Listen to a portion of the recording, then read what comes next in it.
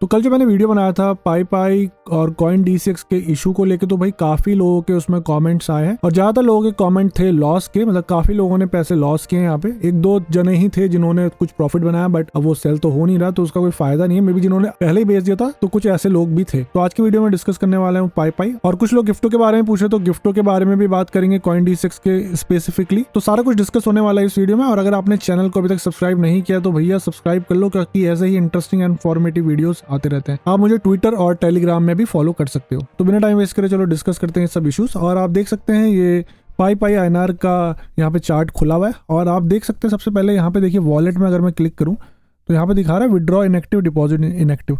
तो विड्रॉल और डिपॉजिट सारा कुछ बंद कर दिया इन्होंने। और अगर हम ऑर्डर बुक की बात करें तो देखिए थोड़ा बहुत ट्रेडिंग तो यहाँ चल रहा है, जिनके पास है वो लोग सेल कर रहे हैं, कुछ लोग बाय भी कर रहे हैं। बट अगर मैं आपको एक चीज दिखाऊं बहुत इंपॉर्टेंट है, तो अगर आप ये डेप्थ चार्ट देखोगे तो आपको पता लगेगा, ये क्योंकि ऑर्डर बुक से इतना ज्यादा समझ नहीं आता, बट डेप्थ चार्ट में देखो आप देखोगे ये जितना भी रेड है ये सारा सेल ऑर्डर है और ये जितना भी ग्रीन है ना यहाँ पे ये सारा बाइंग का है। तो बाइंग देखो आप कितनी कम है और सेलिंग सबसे ज्यादा है, और सभी लोग इसको सेल करना चाह रहे हैं, सोचोगे कुछ हमारा इन्वेस्टमेंट निकल जाए। तो यहाँ पे अगर हम पाई के बारे में अपडेट की बात करें तो कॉइन DCX की तरफ से अभी तक कोई अपडेट नहीं आया है। तो जैसे मैं पहले बता रहा था, उन्होंने 2-3 दिन का टाइम मांगा, पिछले वाले वीडियो मैंने बताया था। और यहाँ पे अगर आप देखेंगे इनके कॉइन DCX का जो ट्विटर अकाउंट है या एक्स का जो अकाउंट है, यहाँ पे ऐसा कुछ अपडेट नहीं है।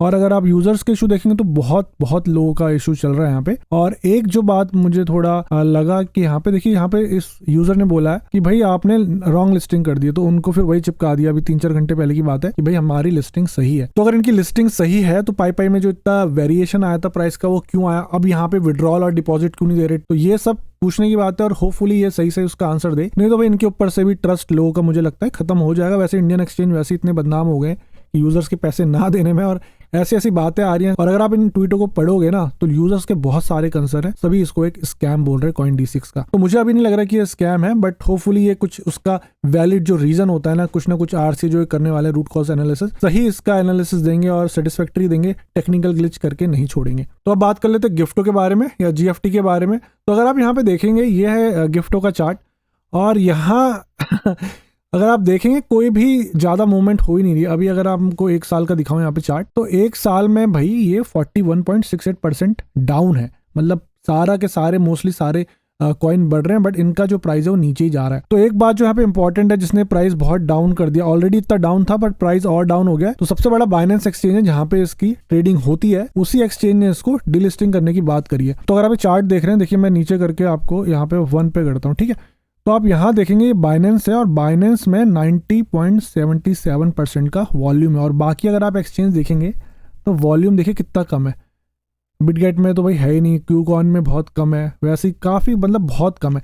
और उसके बाद मैं आपको ये दिखाऊं तो ये बाइनेंस का अनाउंसमेंट है जो इन्होंने 29 को करा था, 29 नवंबर को। और देखिए suspension of Gifto deposits and update on the delisting date. तो यहाँ पे इन्होंने ना सस्पेंड ही कर दिया डिपॉजिट, क्योंकि ये बोल रहे कि यहाँ पे हमें कुछ जो इसका स्मार्ट कॉन्ट्रैक्ट है इसमें पोटेंशियल सिक्योरिटी इशू मिले हैं। मैं आपको पढ़ के दिखा देता हूँ। To protect user deposit for Gifto या GFT were suspended on 29 November due to a potential security issue involving in the GFT smart contract. Binance में reopen deposits for GFT if it is deem to be safe. ठीक है, ये कह रहे हैं हम deposit खोल सकते हैं बट जब उनको लगेगा कि सेफ है। बट यहाँ पे डिपॉजिट करने का फायदा भी नहीं है, अगर खुल भी गया कोई फायदा नहीं है, क्योंकि ये लोग डीलिस्ट कर रहे हैं। तो अगर आपके पास बाइनेंस में गिफ्टो पड़ा है तो आप उसको सेल कर सकते हैं भाई, जो भी रेट में मिल रहा है, क्योंकि इसके बाद तो इसका प्राइस डाउन ही होने वाला है। तो जो भी अगर आपके पास बाइनेंस में पड़ा है गिफ्टो, तो जो भी मार्केट ऑर्डर लगे ना, मार्केट ऑर्डर में लगा के सीधा बेच दो। हाँ भाई, तो मैं आपको सारा कुछ इसलिए बता रहा था क्योंकि कॉइन DCX में भी इशू आ रहा था। काफी सारे जो लोग हैं कह रहे थे कि भाई पाई वाले जो इशू चल रहा है वो सेम गिफ्टो के संग हो रहा है। तो इसलिए मैं बना रहा था कि आपको डीलिस्ट कर रहे हैं। अभी मैं इसके बारे में रिसर्च कर रहा था, मैं कॉइन DCX में देख रहा था, कॉइन DCX में टोकन मुझे दिखा, मतलब इसका पेयर मुझे दिखा, और एकदम से जब दोबारा रिफ्रेश किया तो भाई गायब हो गया। और वहां पे इन्होंने उसको डिसेबल ही कर रखा था, विड्रॉ और डिपॉजिट भी डिसेबल थे। और रिसर्च करने के बाद मुझे पता चला कि भाई कॉइन DCX ने भी इसको डीलिस्ट कर दिया। इसलिए मुझे लगता है जब मैं देखा था और कुछ ही देर बाद वहां से वो पेयर हट गया था और रिडायरेक्शन हो रहा था बिटकॉइन की तरफ। तो यहाँ देखिए इन्होंने भी लिखा है कि टोकन डीलिस्टिंग नोटिस गिफ्टो GFT 2 दिसंबर 2024। और वही डियर कम्युनिटी हम हटा रहे हैं, तो मैं इसको पढ़ के नहीं सुनाऊंगा, आपका टाइम वेस्ट नहीं करूंगा। बट जो मैं एक इंपॉर्टेंट बात बताने जा रहा हूँ, तो आप देखेंगे कि इन्होंने 2 दिसंबर को इसकी डीलिस्टिंग की बात करी हुई है, ठीक है, 2 दिसंबर। और इन्होंने जो पोस्ट है ये 1 दिसंबर को ही पोस्ट करी, मतलब 1 को पोस्ट करी और टाइम नहीं लिखा, ठीक है। आई एम नॉट श्योर कब पोस्ट हुई। और 2 को इन्होंने बोला कि डीलिस्ट कर देंगे। तो आई एम श्योर कि 24 घंटे से तो थोड़ा कम ही है, या ज्यादा भी हो सकता है, बट 1 और 2 के बीच में ज्यादा डिफरेंस नहीं है। और आई एम नॉट श्योर कि लोगों को इतना टाइम भी मिला होगा कुछ ट्रेडिंग करने का। इन्होंने सीधे 1 को नोटिस डाला और 2 को भाई डिसेबल कर दिया सब कुछ। और वहीं अगर आप बाइनेंस का देखें, देखो मैं दिखाया था दोबारा से, और देखिए वहीं बाइनेंस ने इसको 29 को डीलिस्टिंग की बोली और टाइम भी दिया हुआ है कि किस टाइम पे उन्होंने पोस्ट किया हुआ है। और यहाँ पे अगर आप नीचे जाएंगे तो इन्होंने ये भी बोला है कि हम इसको डीलिस्ट करेंगे भाई 3 दिसंबर को, और यूटीसी में टाइम भी दे दिया 08। और वहीं भाई CoinDCX वाले इतने साढ़े निकले, एक तो इन्होंने देर में बताया, यहाँ 29 को बता दिया और 3 को डीलिस्ट हो रहा है, उन्होंने 1 को बताया 2 को डीलिस्टिंग कर दी। तो ये देखो ये काफी डिफरेंस आ जाता है इंडियन एक्सचेंज में और बाहर वाले एक्सचेंज में। फिर ये बोलते हैं कि भाई हमसे कंपेयर मत करो, हम बहुत अच्छे हैं।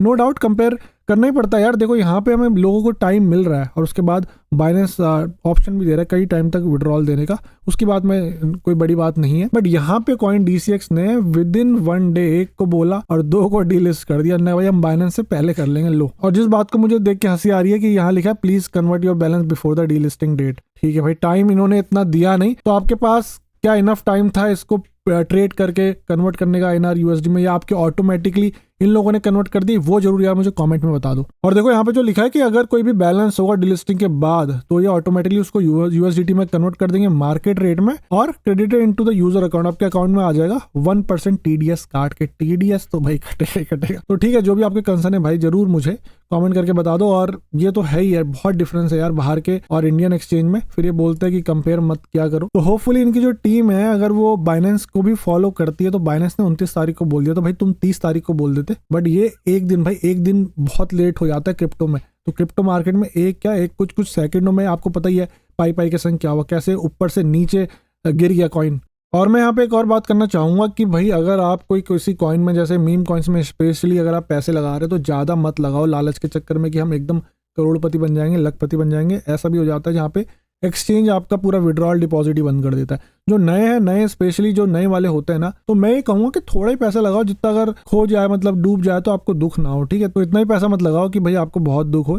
स्पेशली मीम कॉइन में थोड़ा ही पैसे लगाओ। जो आगे वाले जो अपने सॉलिड एल्वंस होते हैं, जो बड़े बड़े ऑल्ट कॉइन्स हैं, उनमें लगा के तो भाई कुछ सालों में रिकवर भी हो जाते हैं पैसे, अगर बाई चांस मार्केट डाउन हो जाए। तो भाई इतना था इस वीडियो में। आपके क्या कॉमेंट है? अगर कोई भी अपडेट आएगा पाई को लेकर तो मैं वीडियो बना दूंगा। तो अगर आपने अब तक सब्सक्राइब नहीं किया तो सब्सक्राइब कर लो, और अपना जो फीडबैक है, अपने जो कमेंट है, जो भी इशू आ रहे हैं आप भाई कमेंट में जरूर डालो। तो मैं आपसे मिलूंगा किसी interesting and informative video. Till then invest safely and invest wisely.